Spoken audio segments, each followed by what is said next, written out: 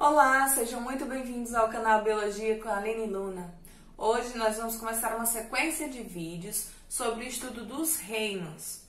Mas antes de começar a estudar os reinos, você tem que assistir lá os vídeos de classificação de seres vivos.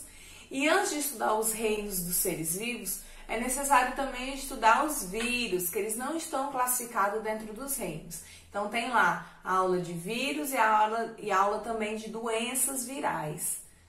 E aí, se você já assistiu todas essas aulas, vem comigo para a gente ver um pouquinho sobre o reino Monera. O reino Monera é o reino que compreende os organismos bactérias e cianobactérias.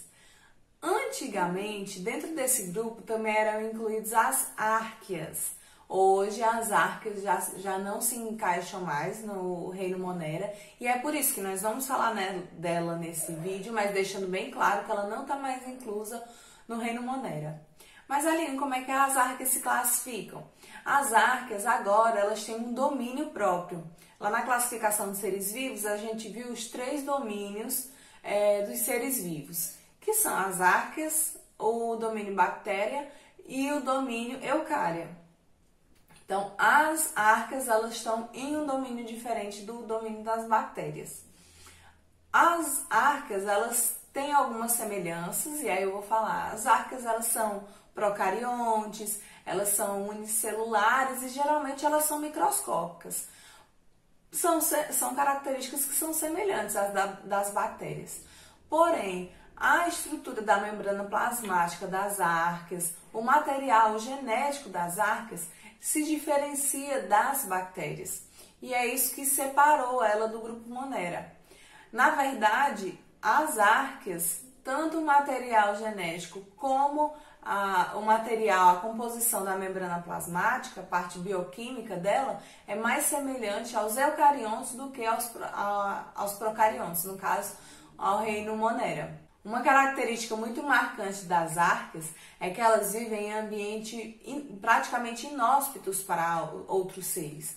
São ambientes com uma acidez muito alta, com uma salinidade muito grande, com uma temperatura muito alta. Então, por isso que a gente chama as árqueas de extremófilas. E com isso, a gente separa as árqueas em 3 grandes grupos: as halófilas, as termoacidófilas e as metanogênicas. As halófilas são o maior grupo das árqueas e são representadas por micro-organismos que vivem em lugares muito salinos, com a salinidade muito alta. E aí, por exemplo, a água do mar é uma salinidade baixa para elas, então elas vivem em ambientes mais salinos ainda. Já as termoacidófilas é o grupo de árqueas que vive em ambientes com uma temperatura muito alta, como por exemplo larva de vulcão, e com ambientes também muito ácidos, termoacidófilas, temperaturas altas e acidez muito alta. Existem também as árqueas metanogênicas, são os micro-organismos que vivem em lugares com ausência de oxigênio e abundância de matéria orgânica. Quando eles fazem lá seus processos metabólicos, eles liberam metano. Esse metano ele pode ser usado também como combustível, então é uma importância das árqueas. Além disso, as árqueas elas podem estar presentes dentro do organismo de cupins e de animais herbívoros para ajudar na degradação da matéria orgânica. E agora vamos começar a falar de fato do reino Monera. O reino Monera, os indivíduos que representam esse reino são as bactérias e as cianobactérias. Quais as características principais das bactérias? As bactérias são procariontes. Aline, não lembro o que isso significa. Procariontes quer dizer que eles não têm um núcleo individualizado, organizado. O material genético desses indivíduos é liberado no citoplasma. Eles são unicelulares. Às vezes a gente pode ver imagens como essas que eu vou mostrar para vocês de várias bactérias. Parece um organismo multicelular. Na verdade, são vários unicelulares unidos. Elas podem viver em colônias, mas isso não faz dela um único indivíduo multicelular. São indivíduos unicelulares que vivem juntos. A gente pode encontrar bactérias autótrofas, ou seja, que produzem seu próprio alimento. E nesse caso, elas podem ser fotossintetizantes ou quimiosintetizantes. Qual a diferença? Fotossíntese é um processo metabólico da célula em que ela precisa de energia para poder realizar suas atividades. A quimiossíntese é quando a produção de matéria orgânica ela vem a partir do uso de minerais, de matéria inorgânica. Então, são reações químicas que vão acontecer para poder, a partir de matéria inorgânica, a partir de minerais, para poder produzir o seu próprio alimento. Existem também os micro-organismos que são heterótrofos. E aí eles podem ser saprófilos, que é isso, são micro-organismos que se alimentam de matéria orgânica em decomposição. Existem os que são parasitas, ou seja, que se aproveitam de outros organismos para se alimentar. E existem os simbiontes, os que vivem obrigatoriamente associados a outros organismos. Por quê? Porque tanto esses micro-organismos como os organismos maiores, eles precisam dessa associação. Por exemplo, nós temos várias bactérias associadas ao nosso organismo e que nós precisamos dela. Então, aí no caso, as bactérias precisam da gente, a gente precisa também das bactérias. Nós vamos ter micro-organismos aeróbios, ou seja, que precisam do oxigênio. A gente vai ter micro-organismos aeróbios, ou seja, que precisam de oxigênio. E a gente vai ter micro-organismos anaeróbios, ou seja, que não precisam de oxigênio. Esses anaeróbios, eles podem ser facultativos, ou seja, são micro-organismos que tanto faz estar na presença ou na ausência de oxigênio, que para ele está ótimo. Tem oxigênio, ele vai realizar suas atividades, não tendo também, não tem problema para ele. Já existem também os anaeróbios obrigatórios. Esses obrigatórios, a presença de oxigênio para ele é algo tóxico, é algo que pode ser até mortal. Então, a gente tem os anaeróbios facultativos, tanto faz estar presente como ausente, e os anaeróbios obrigatórios, que a presença de oxigênio é danoso para ele. Esse reino é representado pelas bactérias e pelas cianobactérias. As cianobactérias, elas fazem fotossíntese. Só que diferente das plantas, em vez de ter clorofila, a clorofila que elas possuem é uma clorofila diferente, chamada de bactéria clorofila. Então, a gente encontra aí em ambientes aquáticos e em ambientes úmidos, de água doce ou salgada. Hoje nós vamos ver com mais detalhe as características das bactérias. Então, nós vamos ver aí a morfologia e a reprodução das bactérias. Vou mostrar para vocês aí alguns formatos de bactérias que a gente pode encontrar. A gente pode encontrar ele nesse formato esférico, que a gente chama de cocos. A gente pode encontrar nesse formato de bastão, que a gente chama de bastonetes.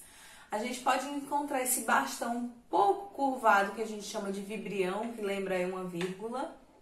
Pode encontrar o espiralado e a gente pode encontrar a associação, alguns tipos de associação de bactérias. Se as bactérias estão associadas, formando como se fosse uma filinha, né, a gente chama de estafilococos. Se elas estão associadas, unidas, formando o que se assemelha a um cacho de uva, a gente chama de streptococcus. Tem várias outras formas, mas essas daí são as mais usuais. Agora eu quero aprofundar e estudar com um pouco mais de detalhe a morfologia das bactérias. Vamos lá comigo? Esse aqui é um exemplo, uma imagem que a gente vai estudar a morfologia das bactérias. Nós vamos começar a estudar de fora para dentro. Nós temos aqui 3 camadas externas das bactérias. A primeira é a cápsula. Eu coloquei essa imagem que tem a cápsula, mas não são todas as bactérias que possuem a cápsula, tá? Então, mais externamente, as bactérias capsuladas, elas possuem essa cápsula. A parede celular é mais interna à cápsula. Lá nos vegetais, essa parede celular ela é composta por celulose, aqui ela é composta por peptoglicanos. E aqui, mais internamente, nós temos a membrana plasmática das bactérias. Aqui a gente tem o citoplasma da célula, certo? Aqui a gente tem o material genético das bactérias. Eu disse para vocês que eles são organismos procariontes, ou seja, não tem um núcleo individualizado.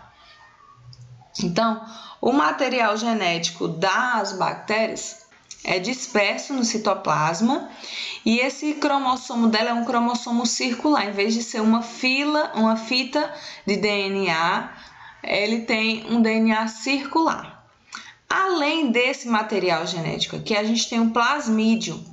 O plasmídio, ele é um fragmento de material genético que ele vai permitir a troca de material genético, que a gente vai ver lá na reprodução das bactérias, e vai conferir também resistência à bactéria diante dessa variabilidade genética que a gente vai ver mais na frente. A gente tem aqui o flagelo, que permite a locomoção das bactérias, tá? Esse flagelo, ele é composto por uma proteína chamada flagelina. Nós temos aqui o que a gente chama de pilus ou fímbria. Isso aqui vai ser muito importante lá na frente quando a gente for falar da reprodução sexuada das bactérias, tá? Porque é através dele que eles trocam material genético. E nós temos aqui os ribossomos dentro do citoplasma da bactéria. Recapitulando, quais são as partes da bactéria? Nós temos a cápsula, parede celular e a membrana, na sequência do mais externo para o mais interno. O citoplasma, temos o cromossomo disperso no citoplasma, cromossomo circular, e o plasmídio, que é um fragmento de material genético. Temos o flagelo, que auxilia na locomoção, os ribossomos, que vão produzir proteínas, e o pilus ou fímbria, que vai auxiliar na reprodução sexuada. As bactérias, elas podem se reproduzir de forma assexuada e de forma sexuada. Vamos dar uma olhada. As bactérias, elas se reproduzem de forma assexuada, por divisão binária, cisparidade ou bipartição, que as três palavras são a mesma coisa, e por esporulação. Então, vamos aqui. A cisparidade, bipartição ou divisão binária é a divisão em que uma bactéria ela vai dar origem a duas bactérias idênticas. Uma só bactéria ela se duplica e se divide em duas bactérias geneticamente iguais. Por isso, reprodução assexuada. Outra reprodução bacteriana assexuada é também uma forma de resistência, tá?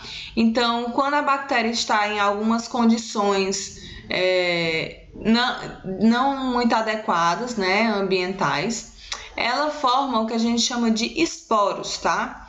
Ela passa aqui por um processo de produção de esporos. Esses esporos, eles são bem resistentes, e eles ficam lá em estado de dormência por muito tempo. Eles só se desenvolvem de volta a uma bactéria, ao estágio de bactéria, quando estão em um ambiente adequado. Então, a bactéria está lá em um ambiente que não está mais adequado para ela, ela libera, ela produz seu esporo, e esse esporo ele fica lá dormente. Quando esse ambiente vier a ter uma condição adequada para o desenvolvimento da bactéria, esse esporo ele consegue se desenvolver novamente, se tornar novamente a bactéria.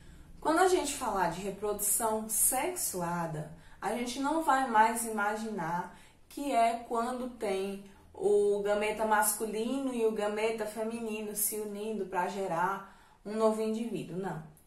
Quando a gente falar em reprodução sexuada, a gente vai estar levando em consideração a possibilidade de troca de material genético, tá? Então, se eu tenho indivíduos que conseguem trocar material genético ou fornecer o material genético de forma que quem recebe já vai ter um material genético diferente, ali está ocorrendo uma reprodução sexuada. Nas bactérias, a reprodução sexuada a gente chama de conjugação.